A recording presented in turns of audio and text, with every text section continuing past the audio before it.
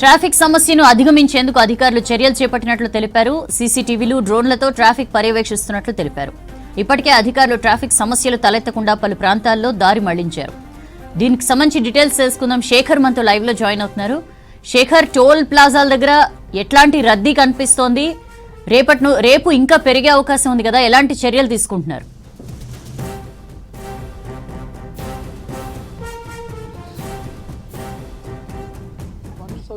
సంక్రాంతి పండుగ వచ్చిందంటే చాలు నేషనల్ హైవేల మీద రద్దీ కనిపిస్తుంది. దేశంలోనే అత్యంత రద్దీగా కనిపించేది NH65. ఈ రహదారి మీద ఎప్పుడు నిత్యం దాదాపు 30,000 నుంచి 40,000 వాహనాలు ప్రయాణిస్తూ ఉంటాయి. ఇక సంక్రాంతి పండుగ వచ్చిందంటే హైదరాబాద్ నుంచి విజయవాడ నుంచి హైదరాబాద్ అంటే ఈ 10 రోజుల పాటు దాదాపు 1,00,000 వెహికల్స్ నిత్యం పోతూ ఉంటాయి. దానికి సంబంధించి అధికారులు కూడా కట్టుదిట్టమైన చర్యలు చేపడతారు. ఎందుకంటే ఎక్కడైనా యాక్సిడెంట్ అయినా లేకపోతే ఏదైనా వెహికల్స్ బ్రేక్ డౌన్ అయినా కానీ ఎక్కడికక్కడ వెహికల్స్ ఆగిపోయే అవకాశం ఉంటుంది. దాంతో ఎక్కడ ఎలాంటి ఇబ్బంది కాకుండా సంక్రాంతి పండుగ వస్తే హైదరాబాద్ లో ఉన్న ఎవరైతే ఆంధ్రవాసులు ఉంటారో వాళ్ళందరూ కూడా సొంత పల్లెలకు వెళ్తారు. దాంతో పెద్ద ఎత్తున ట్రాఫిక్ జామ్ అవుతుంది. ఇక భువన యాదాద్రి జిల్లా, నల్గొండ జిల్లా, సూర్యాపేట జిల్లాలకు సంబంధించి 3 జిల్లాలకు సంబంధించి దాదాపు 162 కిలోమీటర్లు ఈ నేషనల్ హైవే ప్రయాణిస్తారు. ఈ నేషనల్ హైవే మీద ప్రయాణిస్తూ ఉంటారు. దాంతో ఎక్కడ ఎలాంటి ఇబ్బంది కాకుండా అన్ని ఏర్పాట్లను చేశారు అధికారులు. ఈ నెల 9వ తేదీ నుంచి కూడా రద్దీ కనిపిస్తున్నది. హాలిడేస్ 10వ తేదీ నుంచి కూడా హాలిడేస్ ఇచ్చారు. సంక్రాంతి పండుగ హైదరాబాద్ నుంచి సొంత గ్రామాలకు వెళ్లారు. దాంతో నిత్యం దాదాపు 1,00,000 వెహికల్స్ వెళ్ళాయి. దాదాపు 30 లక్షల వెహికల్స్ అన్ని కూడా వెళ్ళినట్లు అధికారులు చెప్పుకొస్తున్నారు ఈ కొన్ని రోజులలో. ఇక ఈ వెహికల్స్ మళ్ళీ రిటర్న్ అవుతున్నాయి. ఇప్పటికే సంక్రాంతి పండుగ ముగించుకొని మళ్ళీ హైదరాబాద్ కు తిరిగి ప్రయాణం అయ్యారు. దాంతో ఈ రోజు తెల్లవారుజాము నుంచి కూడా కొంత రద్దీ కనిపిస్తుంది. ఈ రోజు ఈవినింగ్ నుంచి పెద్ద ఎత్తున వాహనాలన్నీ కూడా రోడ్లపైకి రానున్నాయి. దానికి సంబంధించి అధికార యంత్రాంగం కూడా అన్ని ఏర్పాట్లు చేసింది. ఎక్కడైతే ట్రాఫిక్ జామ్ అవుతుందో అక్కడ బ్లాక్ స్పాట్స్ ఉన్నాయో అక్కడ అన్ని కూడా ఎక్కువ పోలీస్ ఫోర్స్ పెట్టడంతో పాటు ట్రాఫిక్ డైవర్షన్ కూడా ఏర్పాటు చేశారు.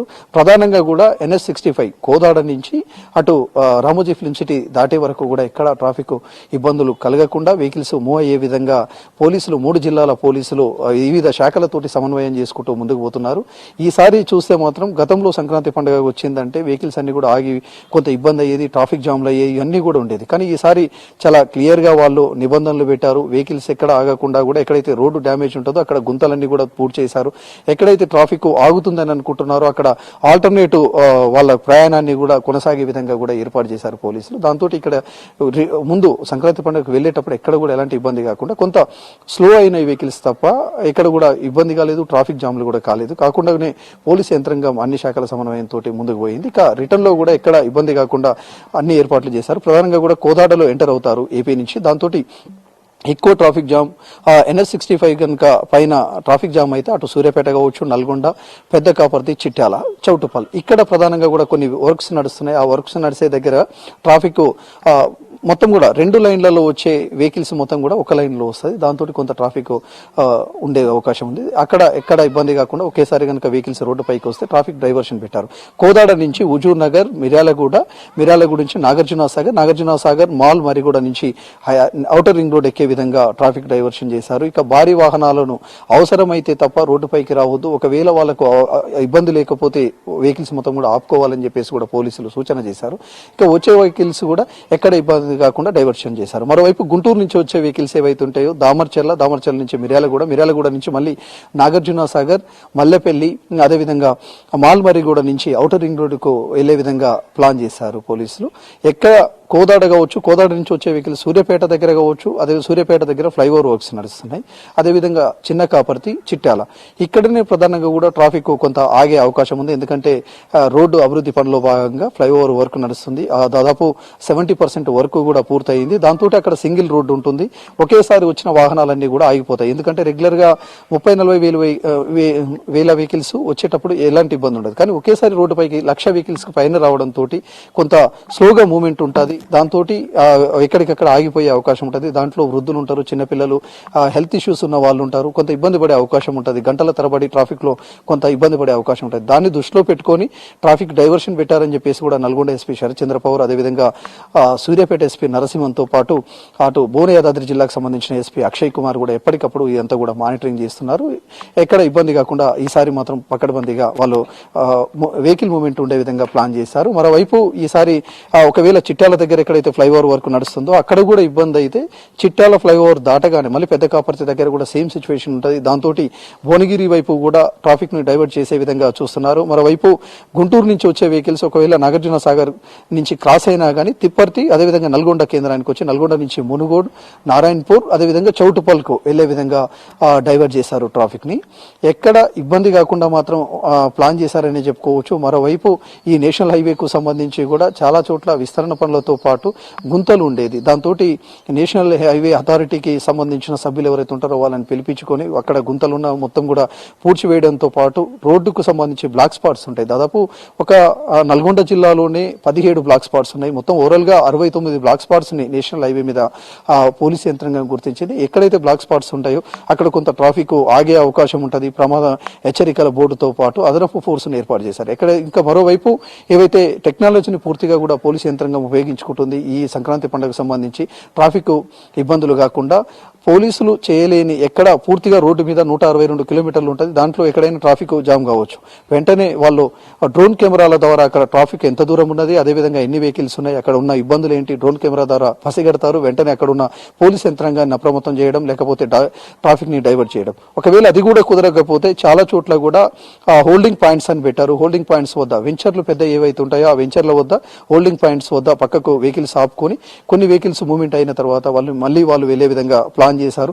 ఎవరు కూడా చాలా సీరియస్ గా పోలీస్ యంత్రాంగం మాత్రం చెప్పుకొచ్చేది ఏంటంటే ఎక్కడ కూడా రోడ్లపై కావచ్చు, రెస్టారెంట్లు, దాబాలు ఉన్న చోట మాత్రం వెహికల్స్ ఆపొద్దు. దానివల్ల రోడ్డు ప్రమాదాలు జరిగే అవకాశం ఉంటుంది, ట్రాఫిక్ ఇబ్బందులు ఉంటాయి. ఎవరైనా రెస్ట్ తీసుకోవాలనుకుంటే హోల్డింగ్ పాయింట్స్ కొన్ని సూచించాం, పోలీసులు సూచించిన హోల్డింగ్ పాయింట్స్ వద్దనే వెహికల్స్ ఆపాలని చెప్పేసి కూడా చాలా సీరియస్ గా చెప్పారు. ఒకవేళ నిబంధనలను అతిక్రమిస్తే మాత్రం సీరియస్ గా యాక్షన్ తీసుకుంటామని చెప్పుకొచ్చారు. మరోవైపు డ్రంక్ అండ్ డ్రైవ్ కు సంబంధించి కూడా చాలా హెచ్చరికలు జారీ చేశారు పోలీసులు. ఎవరు కూడా మద్యం తాగి రోడ్డుపైకి రావద్దు, వాహనాలు నడపొద్దు, దాంతో ఇబ్బంది అయ్యే అవకాశం ఉంటుందని కూడా సూచన చేశారు. మొత్తం అంటే సంక్రాంతి పండుగకు సంబంధించి ఏపీలో చాలా అంగరంగ వైభవంగా చేస్తూ ఉంటారు. కోళ్ల పందాలు, అదేవిధంగా హరినాథ నృత్యాలతో పాటు అక్కడ చాలా మంచిగా చేస్తూ ఉంటారు. సంక్రాంతి పండుగకు సంబంధించి హైదరాబాద్ లో ఉన్న దాదాపు లక్షలాది మంది మొత్తం కూడా ఏపీకి వెళ్ళిపోతుంటారు. ఏ పండుగకి వెళ్ళినా వెళ్ళకపోయినా సంక్రాంతి పండుగ మాత్రం ఖచ్చితంగా వెళ్తారు. అక్కడ బాగా ఎంజాయ్ చేస్తూ ఉంటారు.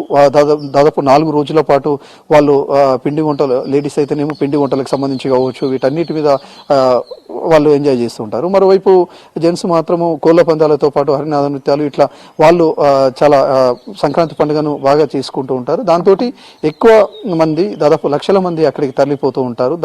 దాంతో ఈ నేషనల్ హైవేలన్నీ కూడా రద్దీగా కనిపిస్తూ ఉంటాయి. మరోవైపు భువనగిరి యాదాద్రికి సంబంధించి కావచ్చు, వరంగల్ నుంచి వచ్చే వాహనాలు కూడా చాలా ఉంటాయి. దాంతో అక్కడ ఉండే ట్రాఫిక్ ఆంక్షలు కూడా చెప్పుకొచ్చారు. ఎక్కడ ఇబ్బంది కాకుండా వెహికల్స్ రోడ్ల మీద ఆపొద్దు అనేది ప్రధానంగా కూడా పోలీసులు సూచిస్తున్నది. ఇక ఇప్పటి వరకు అయితే నేషనల్ హైవేకు సంబంధించి ఈ రోజు ఉదయం నుంచే చూస్తే మాత్రం వెహికల్స్ అన్ని కూడా రిటర్న్ అయిన ఏపీ నుంచి, దాంతో కొంత రద్దీగా కనిపిస్తుంది. వెహికల్స్ మూవ్మెంట్ అవుతున్నాయి. ఎక్కడ కూడా ఈసారి ట్రాఫిక్ జామ్ కాకుండా మాత్రం ప్రధానంగా పోలీసులు చూసుకుంటున్నారు. కొంత వెహికల్ స్లోగా మూవ్ అవుతాయి, కానీ ఎక్కడ కూడా ట్రాఫిక్ ఇబ్బందులు కాకుండానే చూసుకునే ప్రయత్నం మాత్రం పోలీసు యంత్రాంగం చేస్తుంది.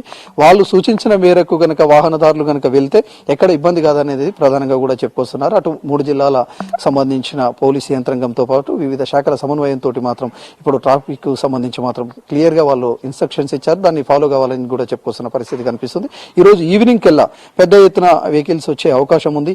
ఈవినింగ్ 5 o'clock కెల్లా ఎవరైతే లాంగ్ లో ఉన్నారో, వైజాగ్ కావచ్చు, భీమవరం, విజయనగరం ఇక్కడ ఉన్న వాళ్ళంతా కూడా ఇప్పుడు అక్కడి నుంచి బయలుదేరితే సాయంకాలానికి ఇటు నేషనల్ హైవే కోదాడకు ఎంటర్ అవుతారు. దాంతో ఈవినింగ్ 5 o'clock కెల్లా ఇక్కడ నల్గొండకి ఎంటర్ అయ్యే అవకాశం ఉంటుంది. దాంతో ఎక్కువ పెద్ద ఎత్తున ఒకేసారి వాహనాలన్నీ కూడా రోడ్ల మీదకి వస్తాయి. కొంత ట్రాఫిక్ కు సంబంధించి ఇబ్బందులు కనిపిస్తూ ఉంటాయి.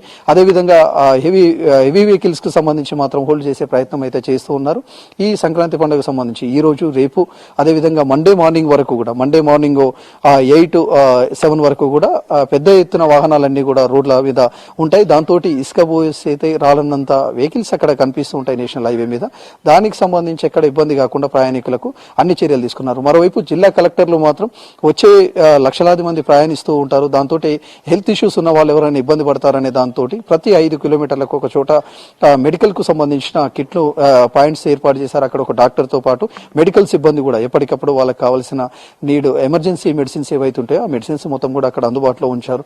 ఒకవేళ ఇబ్బంది ఉంటే మాత్రం అక్కడ మెడిసిన్స్ తీసుకునే విధంగా విధంగా కూడా ఏర్పాటు చేశారు. రాష్ట్ర ప్రభుత్వం కావచ్చు, అధికార యంత్రాంగం కావచ్చు, ఈ సంక్రాంతి పండుగకు సంబంధించి నేషనల్ హైవే 65 పై ప్రత్యేక దృష్టి పెడుతుంది ప్రతిసారి కూడా. దాంతో వచ్చే ప్రయాణికులకు ఇబ్బంది కాకుండా ఎప్పటికప్పుడు వాళ్ళని పంపించే ప్రయత్నం అయితే చేస్తుంది. ఈ రోజు తెల్లవారుజాము నుండి కొంత రష్ కనిపిస్తుంది. ఈవినింగ్ కెల్లా ఇది పెరిగే అవకాశం ఉంది.